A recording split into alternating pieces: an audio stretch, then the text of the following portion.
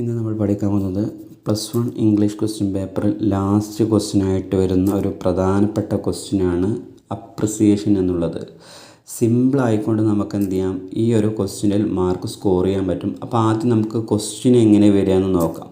Just നമുക്കതിൻ്റെ ഒരു model നോക്കാം. എങ്ങനെയാണ് ആ +1 ഇംഗ്ലീഷ് ക്വസ്റ്റ്യൻ പേപ്പറിൽ പോയം അപ്രിസിയേഷൻ്റെ ക്വസ്റ്റ്യൻ വരിക എന്ന് ചോദിച്ചു കഴിഞ്ഞാൽ നിങ്ങൾക്ക് കാണുന്നുണ്ടാവും. അതായത് read the poem given below, പിന്നെ എന്താണ് അതിൽ പറയുന്നത്, and write a critical appreciation of it. അതായത് നമുക്ക് ടെക്സ്റ്റ് ബുക്കിലെ പോയല്ലേക്കാരം അൺനോൺ പോയേക്കാരം. അപ്പോൾ ക്വസ്റ്റ്യൻ ഇങ്ങനെ വന്നു കഴിഞ്ഞാൽ ആദ്യം നമ്മൾ നോക്കേണ്ടത് അതിന് ഹെഡിങ് ഉണ്ടോ എന്നുള്ളതാണ്. ഹെഡിങ് ഉണ്ട്, എന്താണ്, ലൈഫ് എന്നാണ്. പിന്നെ അതിന് ശേഷം നമ്മൾ നോക്കേണ്ടത് അതിൻ്റെ റൈറ്റർ പേരുണ്ടോ എന്നാണ്. റൈറ്റർ പേര് ഒന്നെങ്കിൽ മുകളിലുണ്ടാവും അല്ലെങ്കിൽ താഴെ ഉണ്ടാവും. എന്താണ്, പ്രേംകുമാർ എന്നാണ്, CN പ്രേംകുമാർ എന്നാണ്. അപ്പോൾ മെയിനായിട്ട് ഇങ്ങനത്തെ ഒരു ക്വസ്റ്റ്യൻ എന്തായാലും വരും. അപ്പോൾ ആദ്യം നോക്കേണ്ടത് ഹെഡിങ് ഉണ്ടോ നോക്കാം, പിന്നെ അത് കഴിഞ്ഞതിന് ശേഷം റൈറ്റർ പേരുണ്ടോ നോക്കാം. ഓക്കെ, അപ്പോൾ എന്ത് വന്നു കഴിഞ്ഞാൽ നമ്മുടെ ക്വസ്റ്റ്യൻ പേപ്പറിൽ പോയം അപ്രിസിയേഷൻ അല്ലെങ്കിൽ ക്രിറ്റിക്കൽ അപ്രിസിയേഷൻ എന്ന് വന്നു കഴിഞ്ഞാൽ എല്ലാത്തിനും എഴുതാൻ പറ്റിയൊരു സിമ്പിൾ ഫോർമാറ്റാണ്. അപ്പോൾ ആദ്യം നമ്മൾ ശ്രദ്ധിക്കേണ്ടത്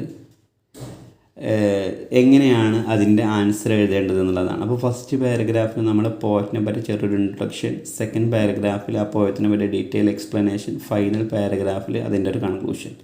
അപ്പോൾ എല്ലാത്തിനും എഴുതാൻ പറ്റിയൊരു സിമ്പിളായ ഫോർമാറ്റാണ്. ഇത് എഴുതി കഴിഞ്ഞാൽ നിങ്ങൾക്ക് എന്ത് ചെയ്യാം, 8 മാർക്ക് ഒരു 6 മാർക്ക് അല്ലെങ്കിൽ 7 മാർക്ക് സിമ്പിളായിക്കൊണ്ട് നിങ്ങൾക്ക് സ്കോർ ചെയ്യാൻ പറ്റും. അപ്പോൾ നമുക്ക് എങ്ങനെയാണ് അതിൻ്റെ ഉത്തരത്തിലേക്ക് പോയി നോക്കാം.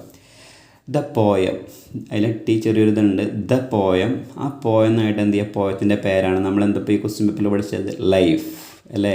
അപ്പോൾ അതിൻ്റെ ഹെഡിങ് അവിടെ എഴുതിയ ലൈഫ്, പെന്നഡ് ബൈ, അത് എഴുതിയത് ആരാണ്, പെന്നഡ് ബൈ എന്നാണ് എഴുതിയത് കേട്ടോ, by a well known poet, ഒരു അറിയപ്പെട്ട പോയറ്റാണ്. ആ പോയറ്റിൻ്റെ പേര് എന്ത് ചെയ്യുക, ഇതിന് ശേഷം കൊടുക്കുക. പോയറ്റിൻ്റെ പേരെന്താണ്, പ്രേംകുമാർ എന്നാണ്. അപ്പോൾ പോയറ്റ് കഴിഞ്ഞിട്ട് എന്ത് ചെയ്യുക, പ്രേംകുമാർ എന്ന് കൊടുക്കുക. അപ്പോൾ ഫസ്റ്റ് പോയിൻ്റ് ഓക്കെ ആയി. ദ പോയം, പോയറ്റിന് ശേഷം എന്ത് ചെയ്യുക, പോയറ്റിൻ്റെ ഹെഡിങ് എഴുതുക, life, penned by a well known poet. അതിന് ശേഷം എന്ത് ചെയ്യുക, പോയറ്റിൻ്റെ പേരെഴുതുക. ഇനി ചില ക്വസ്റ്റ്യൻ പേപ്പറിൽ എന്തുണ്ടാവില്ല, പോയറ്റിൻ്റെ പേരുണ്ടാവില്ല. അപ്പോൾ നമ്മൾ എന്ത് ചെയ്യുക, ആ രണ്ടാമത്തെ ഭാഗത്ത് അൺനോൺ പോയറ്റ് എന്നാണ് കൊടുക്കേണ്ടത് കേട്ടോ. അതങ്ങനെ വരാറില്ല, സാധാരണ കൂടുതലും പോയറ്റിൻ്റെ പേര് വരാറുണ്ട്. പിന്നെ the poet who had written, ഈ പോയറ്റ് എഴുതിയിട്ടുണ്ടായിരുന്നു എ ലോട്ട് ഓഫ് ബുക്സ്, ധാരാളം books, so became more famous among the writers. അതുകൊണ്ട് തന്നെ അദ്ദേഹം എന്തായി, കൂടുതൽ റൈറ്റേഴ്സിൻ്റെ ഇടയിൽ എന്തായി, കൂടുതൽ ഫേമസ് ആയി.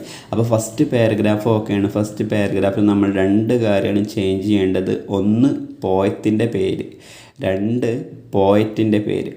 ക്ലിയറായ, ഒന്ന് കവിതയുടെ പേര്, 2 അത് എഴുതിയ ആളുടെ പേര്. ഈ 2 പേരും നമ്മൾ എന്ത് ചെയ്യണം, അവിടെ ആഡ് ചെയ്യണം. അപ്പോൾ ഫസ്റ്റ് പാരഗ്രാഫ് ഓക്കെയാണ് വിചാരിക്കുന്നു.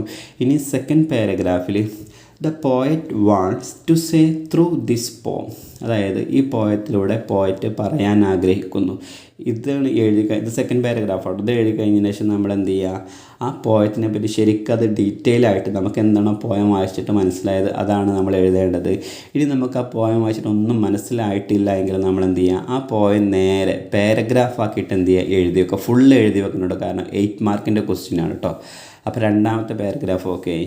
പിന്നെ ഫൈനൽ പാരഗ്രാഫിൽ നിങ്ങൾ ഒരു ചേഞ്ചസും വരുത്തണം, നേരെ ഇതേപോലെ കോപ്പി പേസ്റ്റ് ചെയ്താൽ മതി. In this poem the poet used simple language which makes the poem more beautiful. അതായത് ഈ പോയത്തിലെ സിമ്പിൾ ലാംഗ്വേജ് ആണ്, അത് പോയത്ത് എന്തായി കൂടുതൽ ബ്യൂട്ടിഫൈ ചെയ്തു. Figure of speeches enhances the beauty of the poem. മാത്രമല്ല ഇതിൽ നിരവധി ഫിഗർ ഓഫ് സ്പീച്ച് യൂസ് ചെയ്തിട്ടുണ്ട്, അതും എന്തായി ഈ പോയത്തെ കൂടുതൽ എന്തായി അട്രാക്റ്റീവാക്കി. അപ്പോൾ ഇങ്ങനെയാണ് നമ്മൾ എന്ത് ചെയ്യേണ്ടത്, പോയം കമ്പാരിസൺ എഴുതേണ്ടത്. നിർബന്ധമായിട്ടും നിങ്ങൾ കാണാതെ പഠിക്കുന്ന വേണം. 3 പാരഗ്രാഫാണ്. ഫസ്റ്റ് പാരഗ്രാഫ് 2 ഭാഗത്ത് മാത്രം മാറ്റുക. ഒന്ന് കവിതയുടെ പേരും 2 അത് എഴുതിയ ആളെ പേരും മാത്രം നിങ്ങൾ ആഡ് ചെയ്ത് കൊടുത്താൽ ബാക്കിയൊക്കെ നിങ്ങൾക്ക് അതേപോലെ എഴുതാം. സെക്കൻഡ് പാരഗ്രാഫിൽ ആ പോയം ടോട്ടലായിട്ട് എഴുതുക. The poet wants to say through this poem, poem മുഴുവൻ എഴുതുക. ഫൈനൽ പാരഗ്രാഫ് ഒന്നും ചേഞ്ച് ചെയ്യേണ്ട, അത് അതേപോലെ എഴുതുക. അപ്പോൾ നിങ്ങൾ ഈ ഒരു ക്വസ്റ്റ്യനിൽ 6 മാർക്ക് നിങ്ങൾ നിർബന്ധമായിട്ടും നിങ്ങൾ സ്കോർ ചെയ്യണം. ഇത് നിങ്ങൾ ഇതേപോലെ കാണാതെ പഠിക്കണം. ഈ +1 പഠിച്ചു കഴിഞ്ഞാൽ നിങ്ങൾക്ക് അത് +2 അത് നിങ്ങൾക്ക് എന്താവും, യൂസ്ഫുൾ ആവും. ഇനി എന്തെങ്കിലും ഡൗട്ട്സോ കാര്യങ്ങളോ ഉണ്ടെങ്കിൽ എന്ത് ചെയ്യുക, ചോദിക്കുക. അപ്പോൾ എക്സാമുമായി ബന്ധപ്പെട്ട ഏകദേശം എല്ലാ വീഡിയോസും ഞാൻ അപ്ലോഡ് ചെയ്തിട്ടുണ്ട്. ഇനി എന്തെങ്കിലും ഉണ്ടെങ്കിൽ എന്ത് ചെയ്യുക, ഈ ഒരു വീഡിയോൻ്റെ അല്ലെങ്കിൽ ഈ ഒരു ക്ലാസ്സിൻ്റെ അടിയിലായിട്ട് നിങ്ങൾക്ക് എന്ത് ചെയ്യുക, കമൻറ്റ് ചെയ്യാം. ഞാൻ ആ സമയത്ത് റിപ്ലൈ തരാം. അപ്പോൾ നന്നായിട്ട് പഠിക്കാം കേട്ടോ. Anyway thank you.